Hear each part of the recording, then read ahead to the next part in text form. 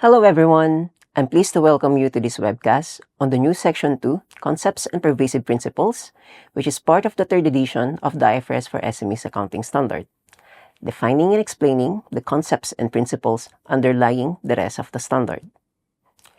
In this webcast, we'll explore the key new features of the revised Section 2 of the standard, which is aligned with the IASB's 2018 Conceptual Framework. We'll cover major updates, including changes to qualitative characteristics, measurement guidance, and new definitions of assets and liabilities. We'll also discuss the section's relationship with other parts of the standard and highlight the useful undue cost or effort exemption that is available in some areas for SMEs. So why has Section 2 been rewritten? In previous editions of the standard, Section 2 was based on the IASB's old Conceptual Framework, which was a document separate from IFRS accounting standards that set out the underlying concepts and principles used to develop IFRS accounting standards.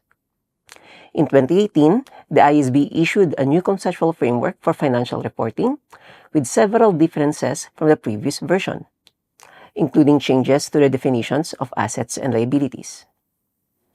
Section 2 has been revised to reflect these differences. The main differences from the previous edition are the clearly expressed new concepts and the new definitions of assets and liabilities.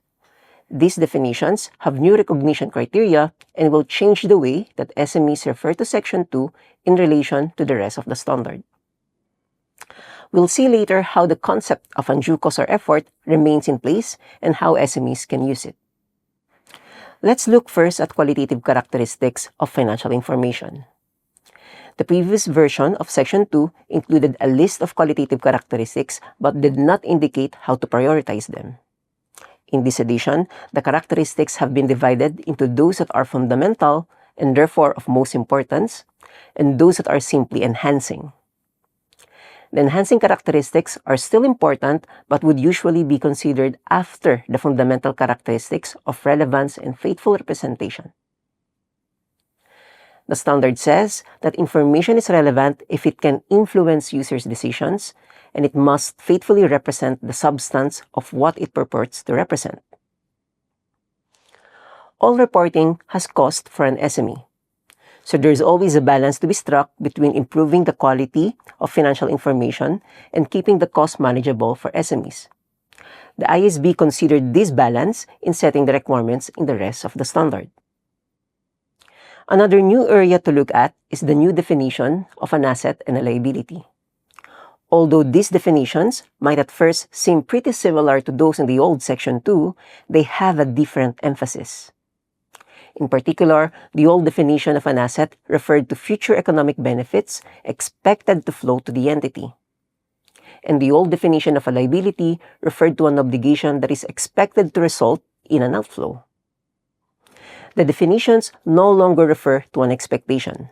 Instead, assets and liabilities are defined by their ability to produce economic benefits or require transfer of an economic resource.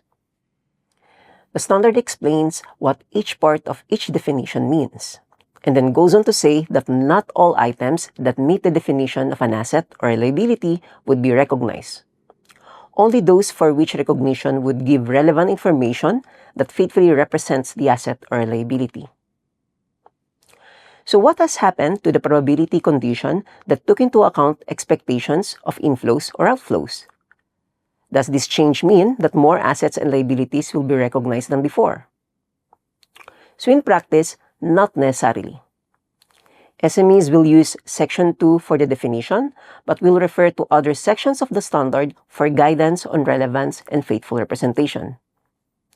In some cases, another section will introduce a specific probability threshold. For instance, Section 17 on property, plant, and equipment requires that an item of property, plant, and equipment is recognized only if, among other conditions, it is probable that expected cash inflows will flow to the entity. Now on to measurement, for which the guidance has been expanded for this edition of the standard. Measurement bases fall into two categories: historical cost and current value. Each category includes a range of measurement methods. Section 2 does not prescribe which measurement method should be applied to which transaction. An SME would refer to other sections to find out which method it is required to use. However, Section 2 does give guidance on selecting a measurement basis for situations where this is not specified elsewhere in the standard. So that was a good example of how Section 2 sets out a framework, and the other sections then flesh out how to use the concepts and apply the principles in specific situations. But what happens if there's a clash between an accounting policy that an SME develops based on Section 2 and an accounting policy prescribed by another section? The IASB didn't have this problem with the relationship between the Conceptual Framework and full IFRS accounting standards, because the standards always take precedence over the Conceptual Framework. But Section 2 is of equal status to the other sections in the SME standard. So at first glance, it might not be obvious how to deal with potential clashes.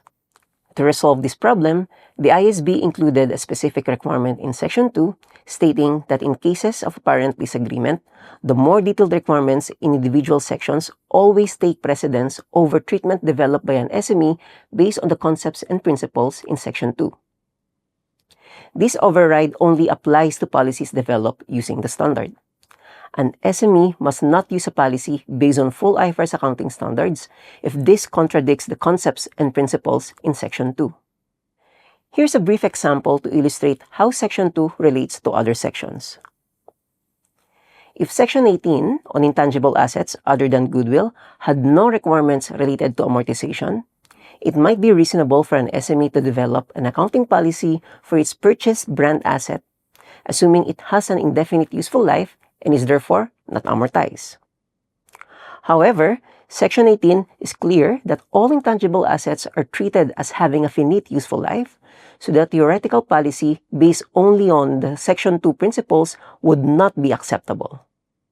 Moving on to another area where Section 2 differs from the Conceptual Framework, full IFRS accounting standards do not include the concept of undue cost or effort.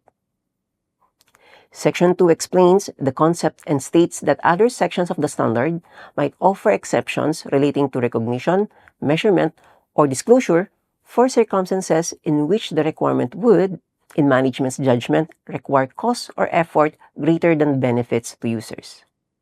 The weighing up of costs and benefits is subjective, and the judgment is made separately for each exemption. In general, the standard is written for SMEs taking into account their typical levels of resources. So SMEs shouldn't need to use the exceptions often. If they do use them though, they must disclose that they have done so.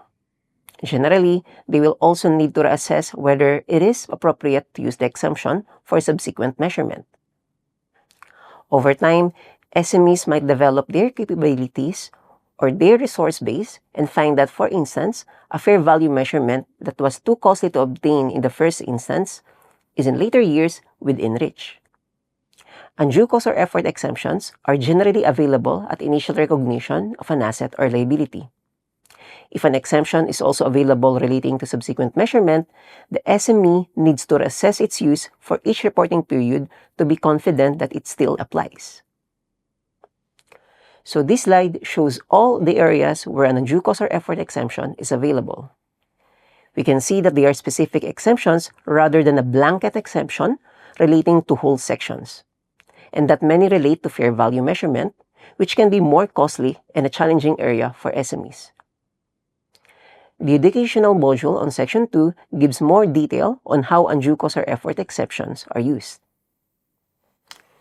Now that we reviewed the new Section 2, let's look at what other resources are available to support an SME's transition to the third edition of the standard. The IASB published a project summary and feedback statement and effects analysis alongside the third edition of the standard. It has also published a version of the SME standard showing changes since the second edition. The IASB technical staff is also updating the educational modules, prioritizing the sections with significant changes.